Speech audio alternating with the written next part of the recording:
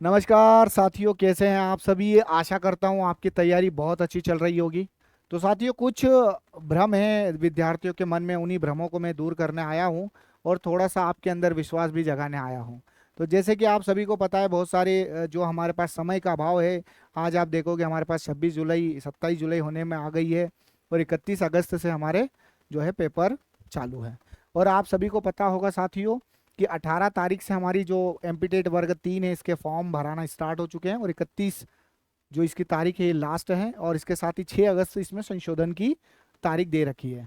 तो कई बार विद्यार्थियों के मन में इस तरीके के प्रश्न आ रहे हैं कि क्या एग्ज़ाम डेट आगे बढ़ेगी और क्या कट ऑफ रहेगा, इन सभी का क्या अनुमान रहेगा। आपके सभी विद्यार्थियों के मन में ये प्रश्न आना स्वाभाविक है। तो आप सभी साथियों के साथ मैं यही कहना चाहूँगा कि अभी बहुत सारी याचिकाएं दायर हैं, जैसे कि डीएलएड के जो सेकंड ईयर वाले छात्र हैं और कुछ ऐसे भी विद्यार्थी हैं जो कि भाई 21 वर्ष उन्होंने पूरा किया है कि नहीं किया। तो इन सभी याचिकाओं के ऊपर जो सुनवाई है, अब इन याचिकाओं से सर क्या एग्जाम डेट आगे बढ़ेगी क्या। तो मेरे प्यारे भाई, एक बात तो ये समझिएगा कि ये सभी काय के लिए है, परीक्षा की अनुमति के लिए है। कि परीक्षा की अनुमति के लिए ये सब विद्यार्थियों ने याचिका लगा के रखी है। अब आप यहाँ पर देखोगे कि कई किसी भी दिन लिंक को ओपन कर दी जाएगी कि भाई हाँ चलो ठीक है, जो बच्चे रह गए हैं या जिन बच्चों को कंसिडर करना है, और ऐसे पहले भी हो चुका है। तो आप सभी को मैं बस यही कहना चाहता हूँ कि बिल्कुल भी घबराना नहीं है और अपना हौसला बना के रखना है। यदि आपने तैयारी की है, आपने मेहनत की है, तो जरूर आप जो है सफल होंगे। अब साथियों, आप देखोगे कि इसकी एग्जाम डेट बढ़ने की यदि हम बात करते हैं कि सर एग्जाम बढ़ने की क्या संभावना है, कि इसकी क्या एग्जाम डेट आगे बढ़ सकती है। क्या वैसे वर्ग 2 का जैसे 20 मार्च से पेपर था, 20 अप्रैल को एक महीना डेट आगे एक्सटेंड हुई है। तो देखो भाई, सीधी सी बात है कि यदि एग्जाम डेट आगे बढ़ेगी तो हमें बिल्कुल फायदा ही होगा। हमें और पढ़ने की जो थोड़ी बहुत क्या है और समय मिल जाएगा। पर मैं आप सभी से यही कहना चाहता हूँ कि यदि कोई भी गंभीर छात्र है और वो जो डेडिकेटली और सीरियसली पढ़ाई कर रहा है, तो उसके लिए साथियों, अब ऐसा तो है नहीं कि आप अकेले के लिए बस इतने ही दिन बचे हुए हैं। सभी सभी जितने भी गंभीर छात्र हैं, जितने भी गंभीर विद्यार्थी हैं और जिसने भी पात्रता परीक्षा पास करी है, तो भाई गंभीर छात्र ही है। ऐसा तो है नहीं कि हलवा है और दोना लेके खा लिया। तो सभी कहीं ना कहीं आपके गंभीर छात्र है और वैकेंसी भी एक अच्छी खासी मोटी मोटी आपको वैकेंसी भी देखने को मिलती है। तो प्यारे दोस्त, आप सभी से मैं यही कहना चाहता हूँ कि यदि एग्जाम डेट बढ़ती भी है तो 10 से 15 दिन मैक्स टू मैक्स बढ़ सकती है। पर मेरी बात मानो, तो जो मैं भी ऑब्जर्व करता हूँ या अनुभव करता हूँ, तो हम मान के चलते हैं कि हमारी जो एग्ज़ाम है उसी तारीख को होना चाहिए। क्योंकि आप मानोगे कि एक हमारे पास, हम दबाव तो नहीं कह सकते हैं कि हमारे ऊपर दबाव है कि कम दिन बचे हैं।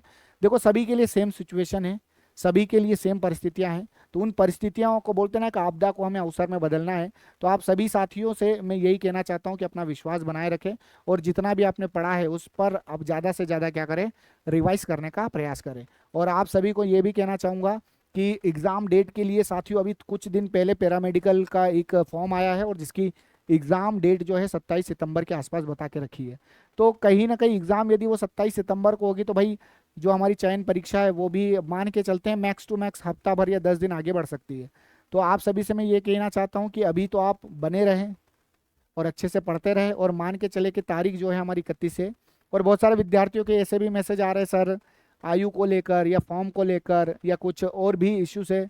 तो मैं तो यही कहना चाहूँगा कि अभी हमारे पास कोई ऑप्शन तो है नहीं मेरे प्यारे भाई, तो आप तो फॉर्म भर दो। है ना, ये मेरा व्यक्तिगत अनुभव है कि अभी हमारे पास कोई ऑप्शन नहीं है ना, कि हम ऑप्शन ऐसा तो है नहीं कि आप फॉर्म भर दोगे या फिर नहीं भरोगे, दो ही चीज़ हो सकती, तो फॉर्म भर ही दो, जो होगा फिर हम देखेंगे। तो उसके साथ ही तैयारी करते रहो।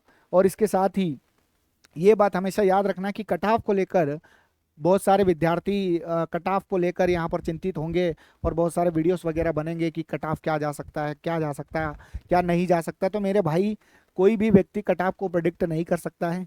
मैं सिर्फ आपको यहाँ पर जो भ्रमित करने वाले हैं उन सभी से मैं हाथ जोड़ के यही कहूँगा कि बच्चों को पॉजिटिव वे में ले जाए और आप बढ़िया से पॉजिटिव रहो। यदि आपने मेहनत करी है तो सफलता आपको जरूर मिलेगी प्यारे भाई। और मैं यहाँ पर ये भी कहना नहीं चाह रहा हूँ कि भाई हमारे यहाँ पर जुड़ो, हमारे से बेच लो, हमारे से पढ़ो।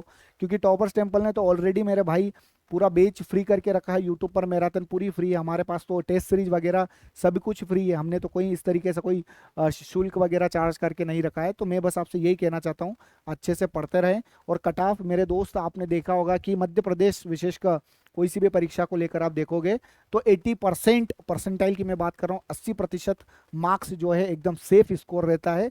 और आपके इसके बाद जो भी कट ऑफ जाए, है ना। और पहली बात तो हमारी प्राथमिकता क्या रहती है, 100 में से 100 नंबर ही लाते हो आप।